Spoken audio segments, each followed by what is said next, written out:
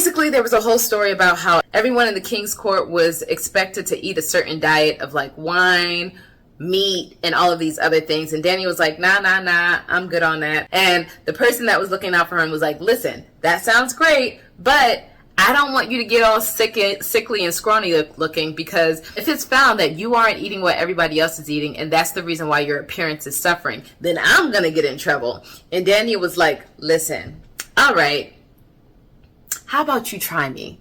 Let's do a test. For 10 days, I'll only eat vegetables and drink water. And then you can see how me and my friends look compared to what everybody else looks like. And if that's okay, and if we're in good status and of good stature, then we can continue with our diet.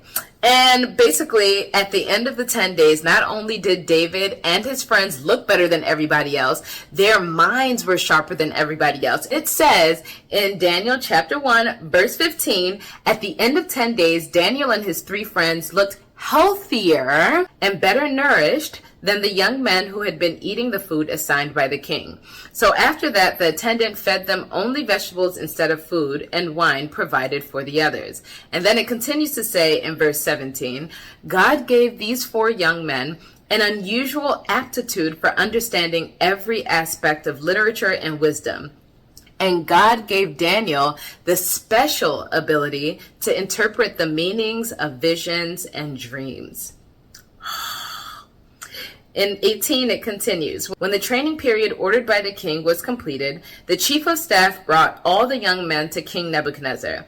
The king talked with them, and no one impressed him as much as Daniel, Hananiah, Mishael, and Azariah. So they entered the royal service. Whenever the king consulted them in any matter requiring wisdom and balanced judgment, he found them 10 times more capable than any of the magicians and enchanters in his entire kingdom. Daniel remained in the royal service until the first year of the reign of King Cyrus. Oh my goodness. There is so much juice to squeeze out of that passage, but I'm not going to, because we got to touch base on chapter 2, which is the part of scripture that I wanted to highlight today.